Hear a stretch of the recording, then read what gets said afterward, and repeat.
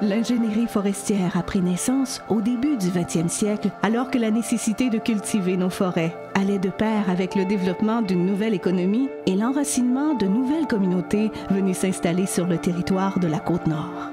L'histoire de ceux qui habitent cet immense territoire est intimement liée à cette forêt prolifique. 100 ans plus tard, l'industrie forestière s'est transformée au gré des avancées technologiques, facilitant ainsi le travail de ceux qui aménagent la forêt. Dans le cadre du centenaire de leur profession, des ingénieurs forestiers vous convient à visiter ce grand jardin. Découvrez son histoire et apprenez comment on le met à profit, on l'aménage et on le protège. Bienvenue dans la forêt nord-côtière.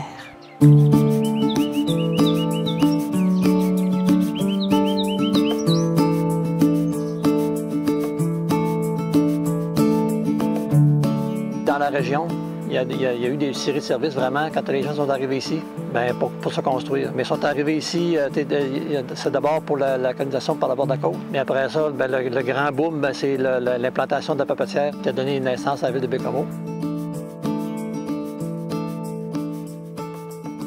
La main-d'œuvre en forêt, elle venait beaucoup de l'extérieur. Autant les gens, quand les usines se sont implantées, les villes se sont bâties, les travailleurs de l'usine restent en place. C'est encore le cas aujourd'hui.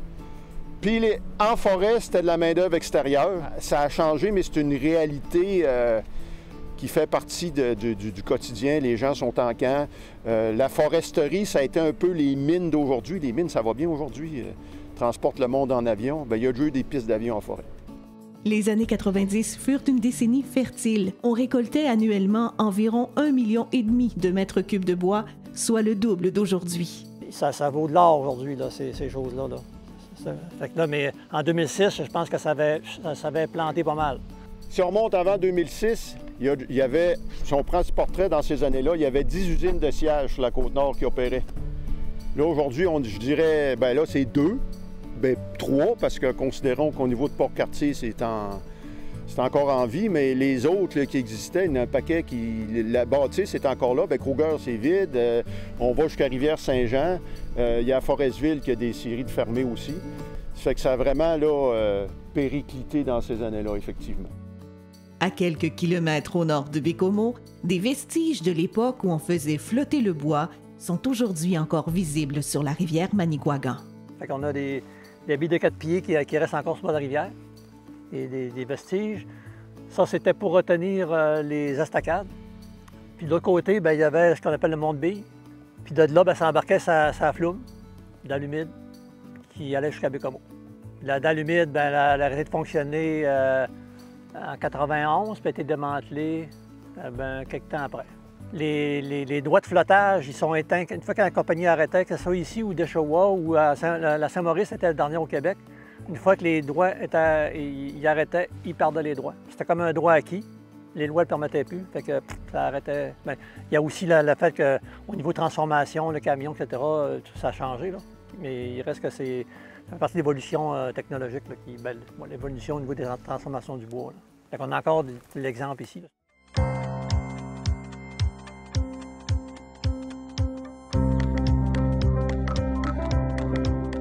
Dans le temps, des coupes à blanc, des coupes totales, étaient sur des vastes espaces. Même les lisières boisées sur le long des cours d'eau étaient récoltées. Aujourd'hui, c'est plus ça pantoute. En 87, ça a changé énormément, ne serait-ce qu'au niveau de la protection. Puis en 2013, on est passé à l'aménagement écosystémique, où ce que là, c'est que quand on regarde à grande échelle, sur une image satellite, là, on voit vraiment le patron des coupes qui est très, très différent d'une époque à l'autre. Avant 2013, il y a eu des essais de différentes coupes à action variable. Ça veut dire que des coupes par bouquet. Dans la région ici, on a 2 types de bouquets. C'est des bouquets systématiques et des bouquets ciblés. La seule différence, c'est la dimension des bouquets qui ne sont pas les mêmes, puis la façon qu'ils sont disposés. La technologie et les systèmes de gestion et de cartographie maintenant informatisés aident le travail d'ingénierie en forêt et la planification des coupes forestières. Maintenant, les GPS, c'est partout. C'est dans les abatteurs, c'est dans toutes les machines.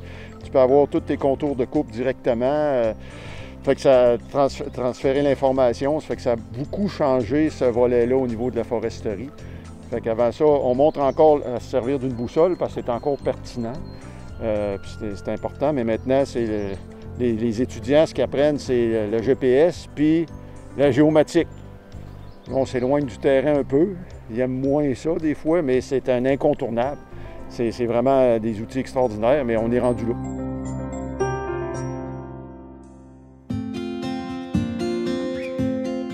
Dans la connaissance, on divise deux choses. Il y a la connaissance au niveau de la connaissance de la forêt, c'est-à-dire au niveau des outils de connaissance de la forêt, les cartes forestières, les photos aériennes.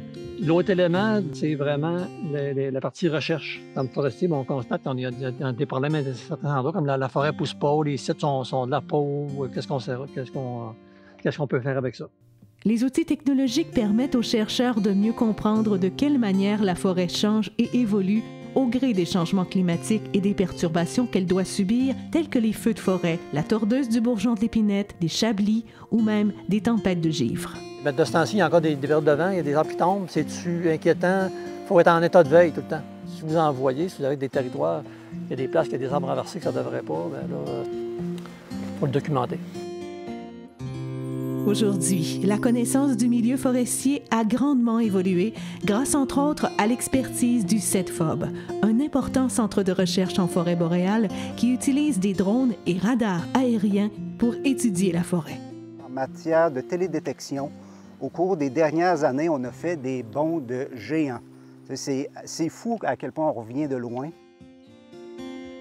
Ici, on est dans un secteur qui a été reboisé en épinette noire, puis le reboisement a été pas mal un échec. Là. Vous voyez que ça ressemble un peu à rien. Cet endroit-là devrait être coupé puis reboisé. Juste là-bas, on a une plantation de pin gris qui a super bien marché, celle-là. Alors, ce qui va être fait, c'est que ça va être éliminé. Puis on va reboiser en pin gris, pin blanc, pin rouge. Visiblement, c'est des choses qui marchent bien. Et on va suivre les arbres et leur croissance et l'apparition de défauts tout au long de la croissance de l'arbre, année après année. Bon an, mal an, là, sur la Côte-Nord, c'est entre 7 et 8,5 millions d'arbres qui se mettent en terre. De, mettons, Sacré-Cœur à Sept-Îles en montant vers le nord puis en incluant Anticosti. Donc, on couvre tout le territoire avec les différents entrepreneurs. On a une forêt qui est déjà aménagée. On part avec de quoi qui a déjà été aménagé de façon intensive dans le temps. Puis quand on regardait les chiffres, on regardait ça avec Dominique tantôt, on voit que ça va aussi avec le changement de type de récolte. On parlait un matin que la tête à scie ne protégeait pas en régénération, fait qu'on avait un peuplement équilibre qui revenait après. Fait que le traitement parfait pour faire un éclairci commercial dans le futur. Quand les multis sont arrivés, bien, ils protègent mieux la régénération, on tombe avec des peuplements plus structureux où l'éclaircie pré-commerciale est moins justifiée, on y va plus vers un nettoiement. En 1984, il y a eu l'arrivée d'une première une taxe pour les travaux civicoles. C'était une cote sur la récolte pour financer les travaux civicoles. Puis ça a perduré jusqu'en 2013 sous différentes formes que les travaux civicoles étaient financés à même les droits de coupe. En 2013, ça a changé, puis c'est vraiment le gouvernement provincial qui finance les travaux civicoles avec un budget qui est limité et fixe à chaque année. Ça, c'est un des enjeux, je pense, qui mérite d'être adressé pour les prochaines années. On a eu une augmentation assez considérable du nombre de plantations dans les peuplements du sud, qu'on disait tantôt, dans les sapinières, surtout affectées par la tordeuse.